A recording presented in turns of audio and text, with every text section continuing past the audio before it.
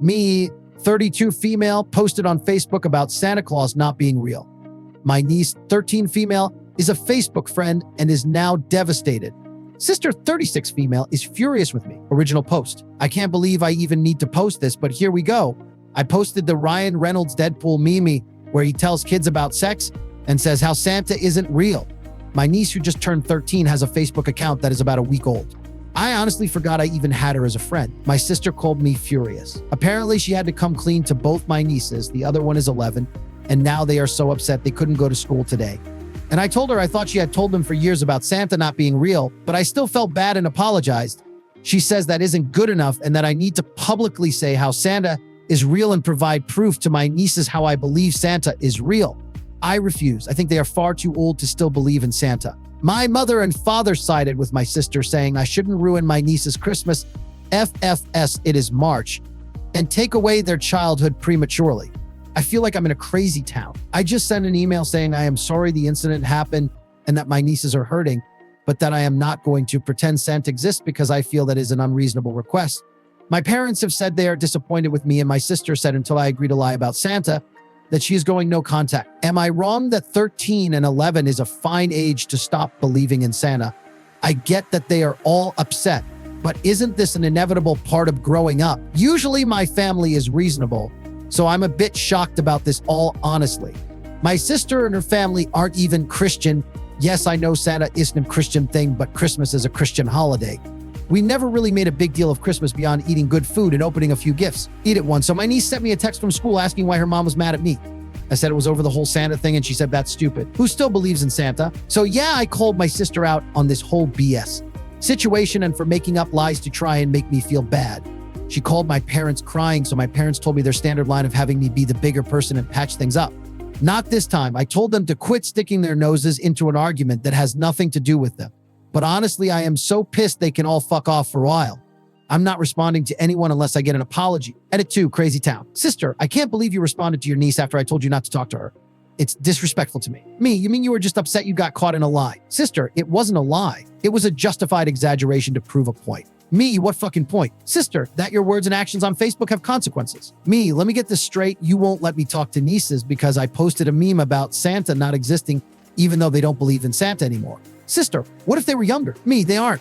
What the fuck kind of logic is that? Sister, I can't talk to you when you're being unreasonable and refuse to see the point. Me, okay, good luck with that. When you are ready to apologize, you can send me a message. Sister, what the fuck do I have to apologize for? I don't even know why you're upset when I'm the only one with the right to be upset here. Me, figure it out. Edit 3. This isn't normal behavior for my sister. I reached out to my brother-in-law and he says he's been concerned the past few days. It's been like a switch was flipped and she started acting nuts. He's going to make her an appointment with their doctor. It might just be stress, but it never hurts to check it out. Comments OP replies before reading the update. Lonnie Lee 3. Your sister is having difficulty with her daughters growing up. If the kids really still believed in Santa, then she has been keeping them ignorant, innocent to a degree that borders on abusive. Do the girls know the Easter Bunny and the Tooth Fairy aren't real either? Your parents are enabling your sister's weirdness. I guess you could post that, yes, Virginia, there's a Santa Claus letter, but I surely wouldn't do anything more than that. Your sister should be more worried about the 13-year-old finding a baby in the Cabbage Patch than leaving milk and cookies for a man in a red suit. OP. The weird thing is my sister is a very sex-positive parent. My nieces know all about sex, birth control, and stuff like that. So sex is okay when they are ready for it, but Santa Claus not being real is a horrible thing. Now, for the update. To summarize the last post, I posted a Ryan Reynolds meme about Santa Claus not being real on Facebook, which my 13-year-old niece saw. My sister flipped out about it and wanted me to publicly rescind and say how Santa is real, but I thought my nieces were too old to believe in that stuff and refused. It led to a crazy fight between us. Link to the original. Anyway, I talked to my nieces and neither of them believed in Santa, so they were baffled about the fight. I talked to my brother-in-law and he said my sister has been flying off the handle lately. We agreed she should probably get a checkup and he convinced her to go to the doctor. On to the update. They did an MRI and nothing showed up. Then they did some blood work, which looked fine, except some elevated cholesterol. She isn't pregnant. They pretty much wrote her off as a crazy person and sent her to a psychologist for stress. After a session, the psychologist told her to do some deep breathing and sent her away as fixed. She got worse. She stopped sleeping and barely ate, yet still gained weight. Any small annoyance would send her into a rage. Commercials were making her so upset she would ugly cry.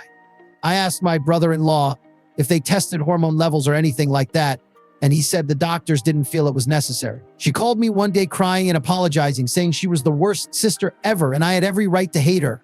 She was so devastated she ruined our relationship and such. It was weird and not my sister, so when I got a chance to speak, I told her she was going to go see my doctor and I wasn't taking no for an answer. I set up an appointment and my doctor ordered a full blood panel, including hormones and vitamins, before my sister drove to town for her appointment. When my sister drove up, we spent the morning shopping and she was unpredictable. One minute she was happy and the next yelling about some perceived sight. That fucking pretentious makeup counter bitch just looked at me funny for my cheap drugstore makeup. It was uncomfortable, so I just walked on eggshells to keep her from exploding. Anyway, results of the blood work and a good doctor, perimenopause. Her hormones are completely abnormal. None of her doctors would even consider it because she was too young for menopause, so they didn't even bother running the tests. She'll be coming up with a care plan with my doctor for hormone replacement therapy and diet change to hopefully get back on track. She is still a nutcase right now. For example, she called me crying the other night because she will never have more kids. Why? Her husband had a vasectomy years ago. I'm driving to her place next weekend, and we're going to batch cook a bunch of meals for her new diet plan. I'll be doing it with her as I could stand to eat healthier. So it'll be a slow process, but we have a diagnosis and plan. I'm just taking her outbursts as crazy hormones right now because it'll take a while to even out. I got her a dark chocolate cake for Easter that said, "Happy reverse Easter when the Easter bunny takes back your eggs," because I'm kind of a jerk. She thought it was hilarious though, so we are good. Edit, remove the comment about being bipolar.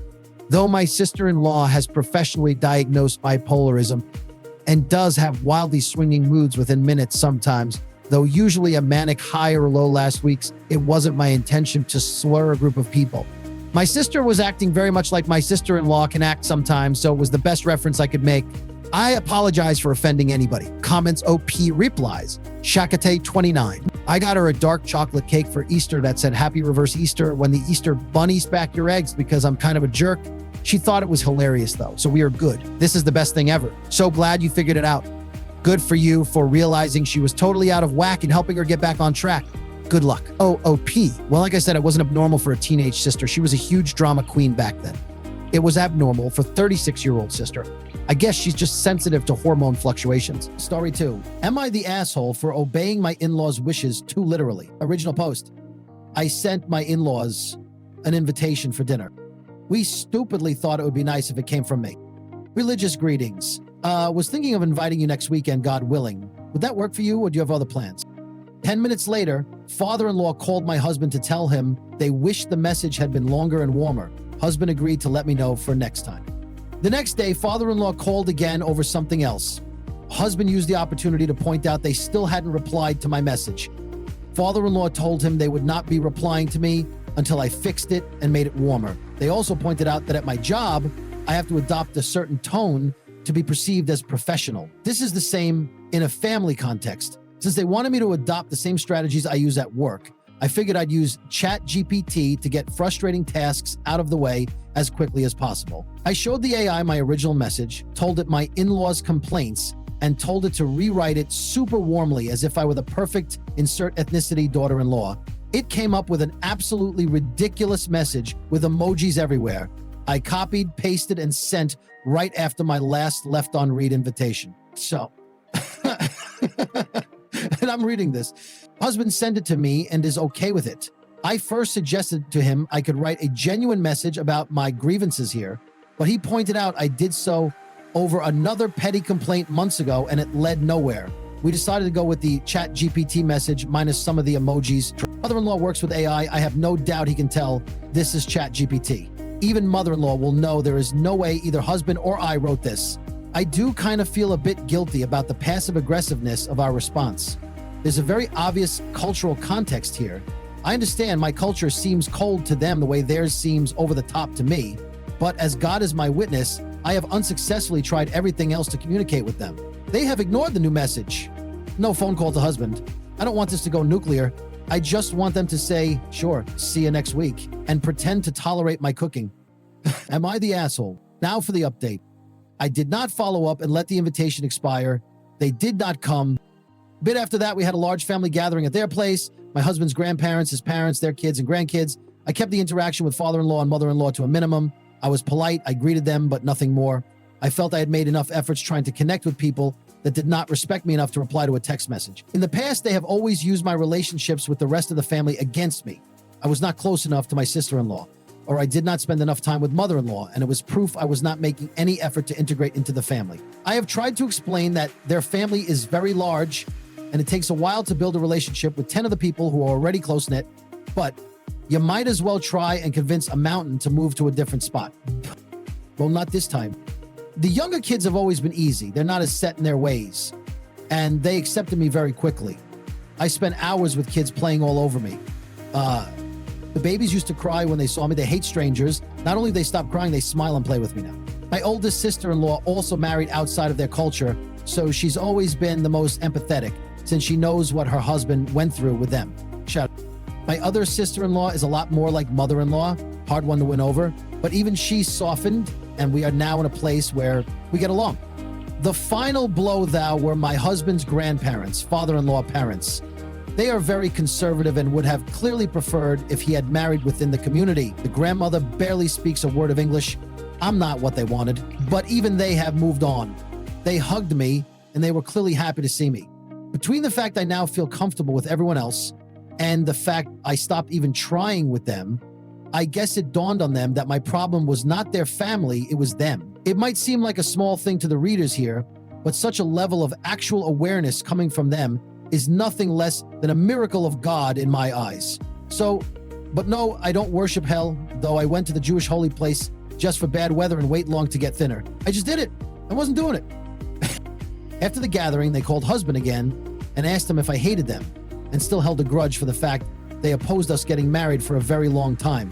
Husband, in his infinite patience, argued for hours with them and tried to explain that when you treat people unkindly, they do not tend to love you back. He pushed back on the idea I was punishing them and reminded them I have tried very hard for months to get along with them, and all I got for it was criticism and ghosting. Whatever else was said during that fight, it seems to have had some sort of effect.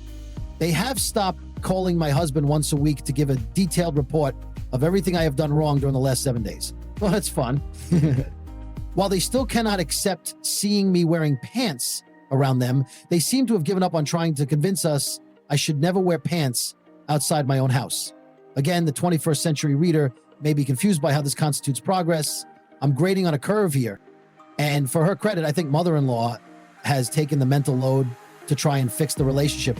She's been the one texting me, giving news and inviting us to a restaurant. All the emotional labor that used to be mine is now not, now she's fine with this because father-in-law is still a piece of work, but since his parents now like me, not much he can say or do.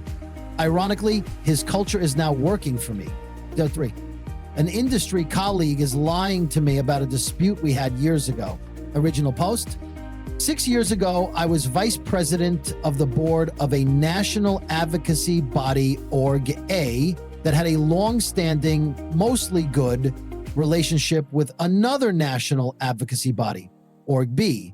The two organizations had some commonalities, but also quite well-defined swim lanes. While I was VP for Org A, Elsa from Org B had approached me and asked if I could be on a voluntary advisory group they were convening. Elsa assured me it had nothing to do with my board role at Org A, and it was a group of independent experts in the industry, with Org B just providing a secretariat. My board eventually agreed it wasn't a conflict of interest, so I joined. 2 weeks after the first expert meeting, Org A voted to resign their associate membership in Org B in response to a disagreement about Org B's new approach to something, although I think they just disliked Sven, the CEO, and decided to try and force some sort of change within the organization. I didn't agree with the resignation, but was overruled by a majority vote. The day after the resignation was announced, I got an automated email saying Elsa had removed my access to the online platform being used by the expert group. I sent a couple of emails seeking to clarify if this was a tech issue or related to the resignation, but got no response. 3 days later, Elsa called me. She was on speaker with Sven. They confirmed I'd been removed from the expert group, then proceeded to scream at me and tell me I was compromising my personal values by staying on the board of Org A. I calmly said that professionalism and kindness were two of my values, and that I would end the call if they continued to yell. They kept yelling, so I hung up. I was shaken, but chalked it up to Elsa and her team being unprofessional. 2 weeks later, the board chair of Org B called me and asked me to join their board. because they thought I had a useful skill set. I respectfully declined, partly because it was a conflict, and partly because I didn't want to be managing Sven, who thinks it's okay to yell at people and question their integrity. 2 years later, I got a job with an organization that funds some of the work undertaken by Org B. I declared our previous history to my new CEO during the interview process, who wasn't bothered because she understands it's a big industry. I also resigned from Org A around the same time because that was a conflict. I ended up meeting Elsa for a coffee when I started my new job, as we had to work together occasionally. And she apologized for how she had treated me during that phone call, and we all moved on. I've been in my current role for 4 years and have a cordial relationship with Org B and Elsa. Org B has a reputation as being difficult to work with, and they regularly have reset meetings with other organizations across the industry when they behave poorly, but I have generally gotten on well with their team since that apology. Fast forward to today, Elsa emailed the group of experts from the original panel, including me, asking us to share our experiences of the panel as a case study for successful cross-industry collaboration. I replied to Elsa and asked if she was sure I should be included because they had removed me from the group very early on. So yes, goes to prove that you have to keep the group in here. If it has to be done right, you have to be such kids with them, okay? She just replied and said, "Oh no, you were removed at the request of Org A. Didn't you know that? It had nothing to do with us. Love your work." Allison, this just didn't happen. I was the VP at the time. I would have known about that request, and my board was just as shocked as I was about what had happened. But I can't prove anything. The board has changed over. I no longer have access to those emails from that time, and it's their word against mine. Elsa and I have a previously scheduled coffee for next week to discuss a new funding proposal, and I don't know what to do. Do I ignore the email and pretend nothing ever happened? Do I cancel the coffee on some pretext? Do I respond to correct the record? I just don't know. Now for the update. Oh boy, do I have an update. Buckle up. I took your advice and filed the interaction as intel about Elsa. The coffee got canceled because her kids were sick. We never rescheduled it, and I never heard anything more about the case study.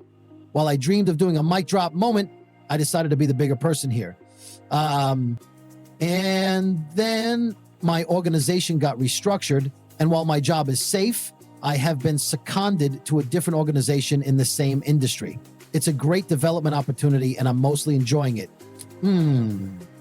Except for the last few months, I have been working with Elsa on a joint application for federal funding for the program I work for. The whole way through, she and Sven were very clear that they wanted to partner with us.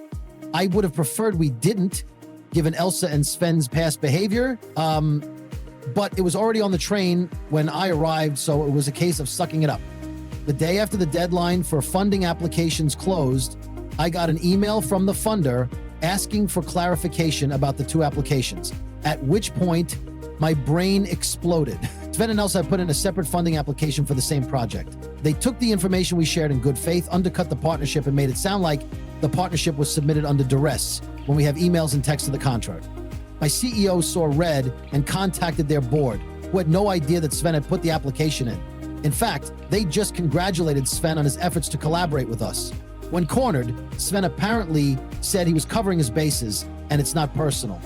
So now the future of our funding and my jeopardy, I spend half my day screenshotting emails and writing file notes for every interaction with Sven and Elsa, and I've come to the conclusion that they missed their callings as Shakespearean-level actors. It's a crazy world.